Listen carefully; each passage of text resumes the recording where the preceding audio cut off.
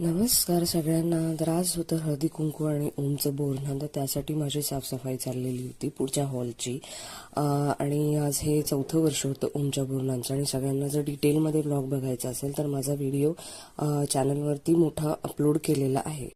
तर सगळ्यात पहिले मी सोफा कव्हर काढून घेतलेले आहे. जे जुने सोफा कव्हर होते ते काढून घेतले, ते झटकून घेतले नीट. आणि त्यानंतर मी नवीन सोफा कव्हर तिथे टाकणार आहे की जेणेकरून ते आलेल्या पाहुण्यांना नीट व्यवस्थित दिसेल.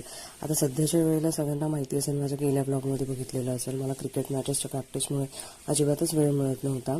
पण आज मी वेळात वेळ काढून त्याचं हळदी कुंकू आणि बोरणान माझं हळदी कुंकू आणि त्याचं बोरणान करायचं ठरवलं.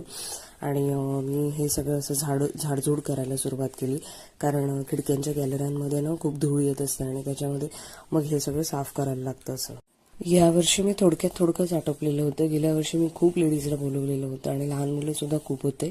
पण यावर्षी मी अगदी फक्त 7 ते 8 जणींना आणि माझ्या क्रिकेट मॅचमध्ये कोणी होत्या त्यांना बोलवलेलं होतं, कारण ह्यावर्षी मला असं डिसाईड करायला वेळच मिळाला नाही. आणि ओमच्या पप्पांना आता थोडी लिस्ट देऊन दिलेली होती काही सामानाची. त्याचं जे वरती कुरमुरे वगैरे जे काही लागतात ते सगळं सामानाची मी लिस्ट प्रोव्हाइड करून दिलेली होती त्यांना, आणि ते बाहेरून घेऊन येणार होते. आणि यावर्षी खरं तर माझी सगळी परीक्षाच झाली. क्रिकेट मॅचेस काय आले आणि हळदी कुंकू सुद्धा फक्त 25 तारखेपर्यंतच होतं. मी शेवटच्या क्षणाला हे ठरवलं होतं की करायचंय. माझ्या आईने मला फोर्स केला की असं हे वर्ष सोडू नको, करून घे थोडंफार बाळाच्या बोरणांसाठी. पण कसं तर थोडकं का होईना पण करून घे, म्हणून मी हे आज इनिशिएटिव्ह घेतला आणि त्यामधून मी हे बोरणान करायचं ठरवलं होतं. आणि छोटे छोटे कार्यक्रम जरी करायचं म्हटलं ना तरी पण भरपूर मोठी मेहनत लागते. आपण भरपूर बाहेर असतो आणि एखाद दिवस जर घरी असलो तर आपल्याला तसा वेळच मिळत नाही. आणि मी अशा प्रकारे सोफा कव्हर्स वगैरे चेंज करून घेतलेले आहे. ते आमचे नवीन सोफा कव्हर्स आहेत. कुठे काही कार्यक्रम असला आमच्याकडे तर आम्ही असं सोफा कव्हर ते चेंज करत असतो. वाणाचं सामान सुद्धा माझ्याकडे गेल्या वर्षीचा होता, मग मी तोच देण्याचं ठरवलं. सगळं व्यवस्थित मी ठेवलेला होता. तो वाणाचा सामान सुद्धा माझ्याकडेच होता, तोच मी देण्याचं ठरवलेलं होतं.